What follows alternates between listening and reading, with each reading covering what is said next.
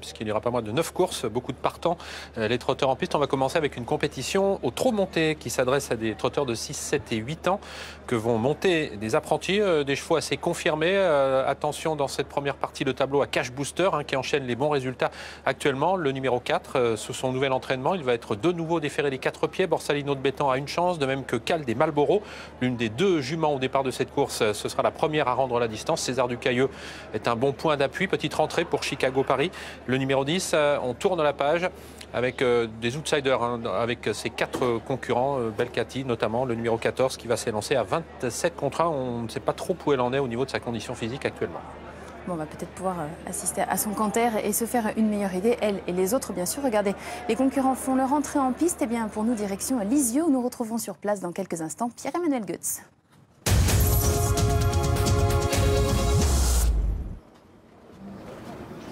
Pierre-Emmanuel, que l'on retrouve ici, qui prend les premières informations. On le retrouve aux côtés du jockey de César Ducailleux, qui est le favori de cette épreuve. Salut PE. Salut Olivier, bonjour à toutes et à tous. Oui, Pierre Thiolan qui me parlait donc de son aptitude corde à droite. Comment vous voyez les choses aujourd'hui au 25 mètres, Pierre?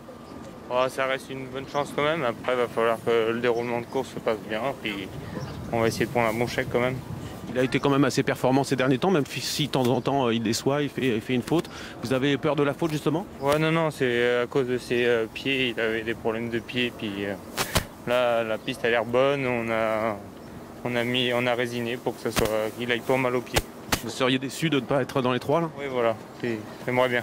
Okay. Merci beaucoup.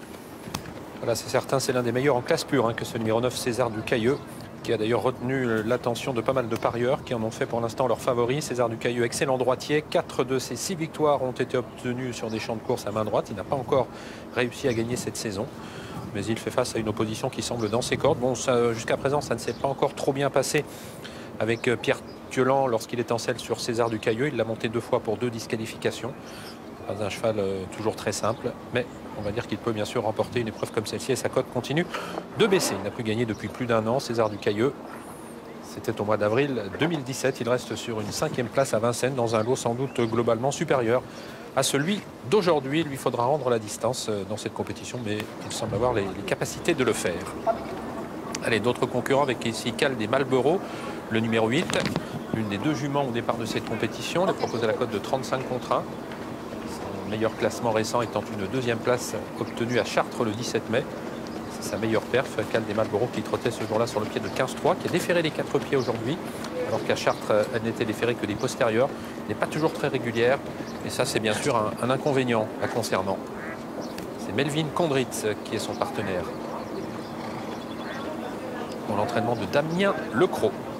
Au premier poteau, on joue beaucoup, bien sûr, Cash Booster, le numéro 4. Rappelons qu'il a remporté 3 des 5 dernières courses qu'il a disputées. Un cheval qui évolue depuis la fin de l'année chez Cédric Pilfer, qui est entraîné auparavant dans le centre de la France par Grégory Laurent. C'est un cheval qui avait montré beaucoup de capacités jeunes, qui ensuite a eu quelques soucis de santé qu'il a dû gérer et qui semble actuellement pleinement se retrouver. Il vient de s'imposer donc sur l'hippodrome de Vichy, améliorant ce jour-là son chrono d'1 seconde. Évidemment, Olivier, au premier poteau, sa candidature retient l'attention. Je suis avec Théo Pelletier. Théo Pelletier qui monte ici Chicago-Paris pour votre patron Didier Dauvergne, 25 mètres à rendre. Comment il est le cheval en ce moment? Le cheval il est bien, il peut manquer un peu de condition, on vient de le reprendre. Il a un peu de boulot derrière lui, mais il peut encore manquer de celle-là. Il a eu des soucis, non? Non, on l'a arrêté, il était un peu défraîchi. Mais de fraîcheur, il peut bien courir, il faut se méfier quand même. Plutôt pour une place. Merci beaucoup Théo. 2 petits mois d'absence en effet pour Chicago-Paris, qui est absent depuis le 12 avril, date de son échec sur l'hippodrome du Mans, lui qui a gagné sa course cette année sur l'hippodrome d'Agen. Pas de problème donc corde à droite, parce que nous sommes sur un hippodrome corde à droite, ici sur l'hippodrome de Lisieux. Une piste qui est assez grande, près de 1250 mètres de tour de piste. Et sachez que le départ est donné avec l'aide des élastiques ici sur l'hippodrome de Lisieux. Voici Bacchus d'Ostal qui va faire son entrée en piste avec Bigali du Flinois, le numéro 2. Cheval qui n'a couru que 2 fois cette saison. Auteur d'une belle prestation 2017, même s'il a peu couru, puisqu'il avait gagné 2 courses en début d'année 2017 à Nantes et à Vire. Voilà, le problème, c'est qu'il a longtemps été absent, 11 mois d'absence et 2 courses dans les jambes qui ont eu lieu au trot monté. Pas certain qu'il soit revenu au top de sa forme. Voilà Belcati, l'entraînement de Christian Bazir. Entraîné auparavant par Jean-Michel Bazir. Voilà, peut-être montrer désormais ses limites, cette Belcati, même si l'engagement est bon.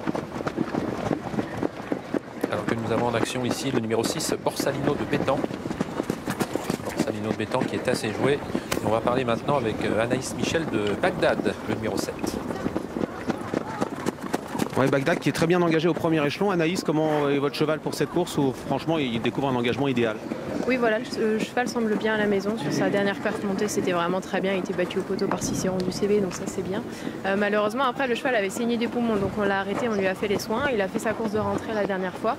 Le tracé lui a pas convenu, donc il a fait quelques fautes dans les virages à angle droit, on va dire. Ils allaient très vite. Par contre, voilà, il n'a pas démérité, pardon. Il a été au poteau et bon, il semble être revenu en forme. C'était une préparation la dernière fois pour cette course ou pas du tout?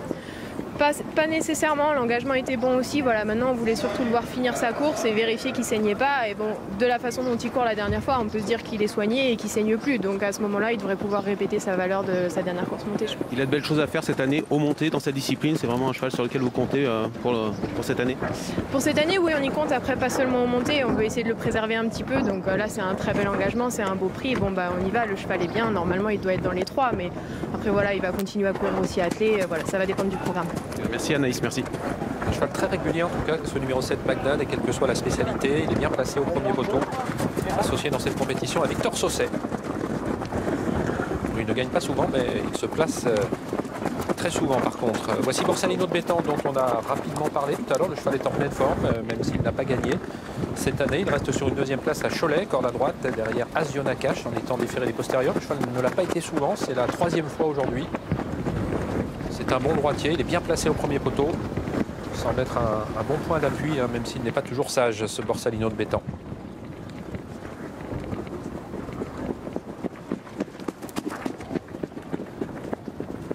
Alors Olivier, je suis avec Jean-Rémy Launois qui va nous parler du numéro 6, Borsalino de Bétan, spécialiste du trop monté, venant de très bien courir à Cholet. Vous avez beaucoup d'ambition parce qu'il est bien engagé en tête aujourd'hui, Jean-Rémy.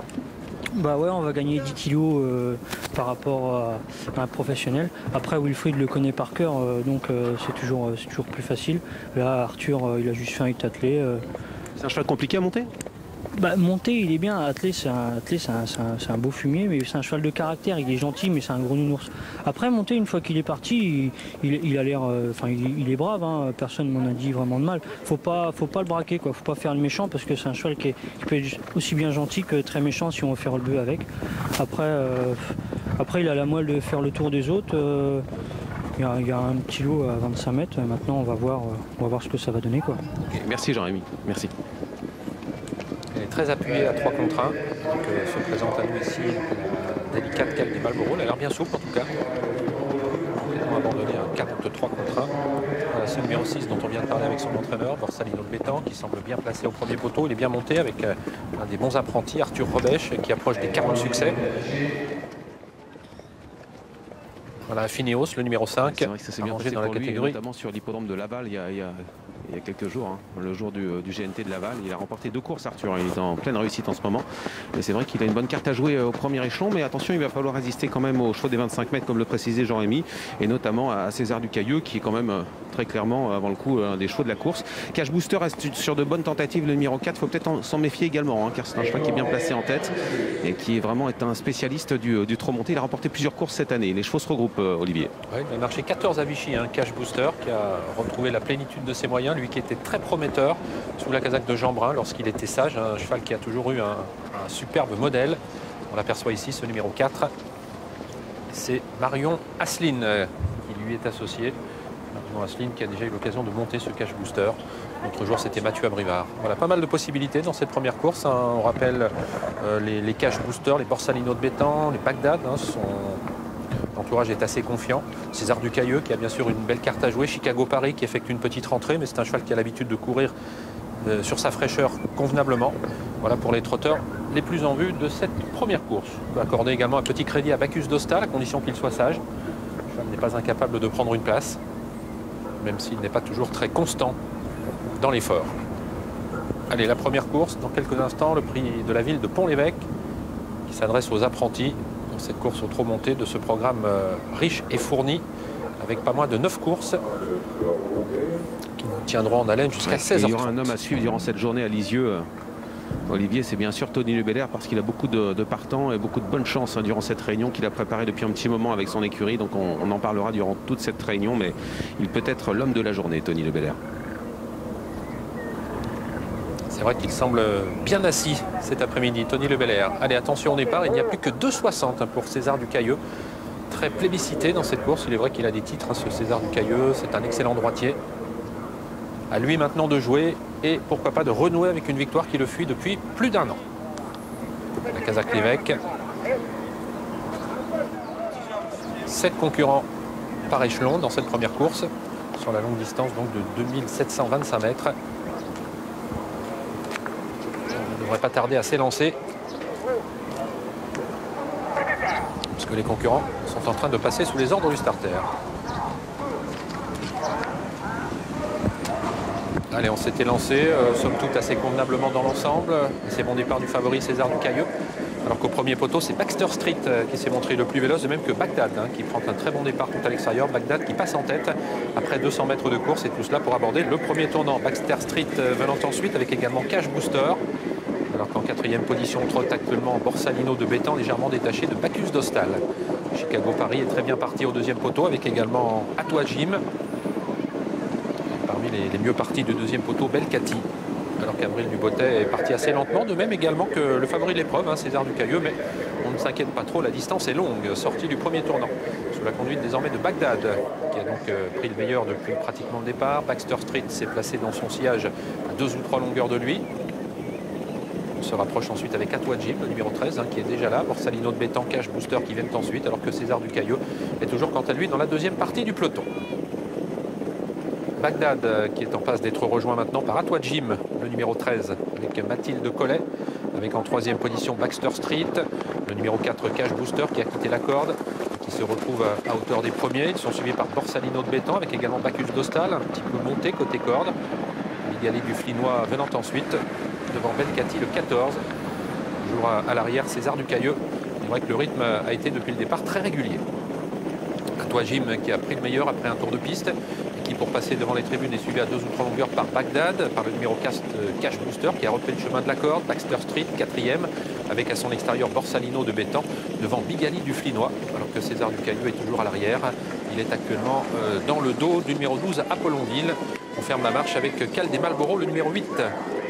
Il y a toujours du rythme dans cette course et à un tour de l'arrivée, Atwa Jim qui mène avec à 2 longueurs de lui Bagdad, Cash Booster, 4e place pour Borsalino de Bétan, le numéro 6, Bigali du Flinois, Baxter Street qui viennent ensuite devant Bacchus d'Hostal, Belcati. Et on se rapproche actuellement avec Avril Dubottet, avec également César Ducailleux à Finéos, le numéro 5, se retrouvant à l'arrière avec Cal des Malboro.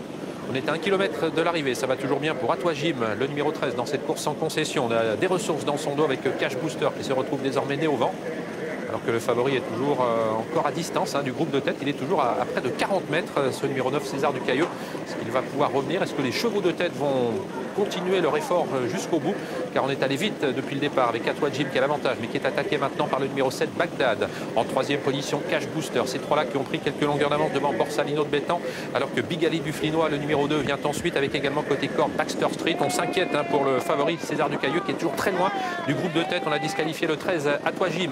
Et c'est Bagdad qui en profite pour se retrouver en tête sous la menace de Cash Booster. Ces deux-là qui ont 2 ou 3 longueurs d'avance devant Borsalino de Bétan, alors que l'As Bacchus d'Hostal qui était 7-8e a fait la faute. César Ducailleux ne remportera pas cette course, il est trop loin. La sortie du tournant final, la longue ligne droite de Lisieux abordée en tête par Bagdad, le numéro 7, avec Victor Saucé à son extérieur, Cash Booster, Marion Asseline, avec entre les deux Borsalino de Bétan, Arthur Robèche qui va tenter de les attaquer un peu plus loin, Cal des Malboro qui a fait un joli retour, Avril Dubottet qui est encore compétitif plus loin, Bigali du Flinois, ligne droite finale avec Borsalino de Bétan qui prend le meilleur maintenant, Borsalino de Bétan qui file vers la victoire, Bagdad qui est attaqué par Cash Booster, par Avril Dubottet le numéro 11, et c'est Borsalino de Bétan le 6 qui va s'imposer.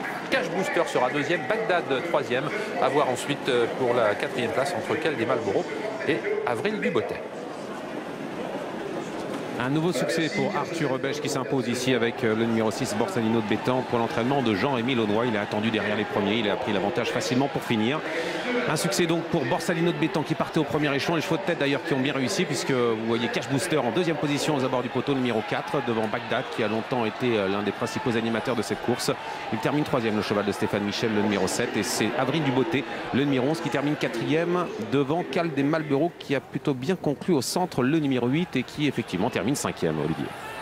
Voilà, 6, 4, 7, 11 et 8 pour la bonne combinaison de cette première course. Borsalino de Bétan qui a fait nettement la différence pour finir. On voit qu'il est très en forme, hein. Arthur Rebèche, après son doublé mercredi à Laval avec Catalina Dupont et Boléro du Levant. C'est sa 39e victoire, la 20e depuis le début de l'année.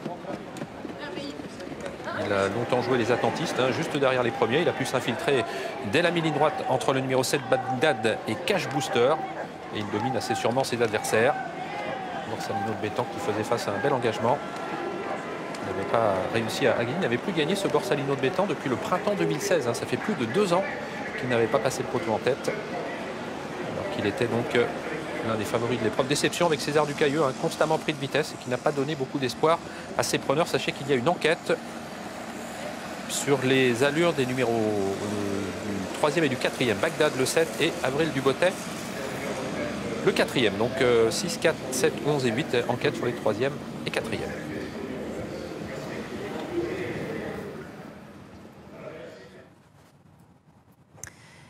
Une arrivée toute provisoire donc pour ce premier rendez-vous à Lisieux. En revanche, Arthur Rebèche, lui, comme vous le disiez, conforte sa position de numéro 1 des apprentis, que ce soit sous la selle ou au combiné. D'ailleurs, pour l'instant, enquête, vous avez noté le numéro 8 potentiellement qui pourrait entrer dans la combinaison gagnante en cas de disqualification.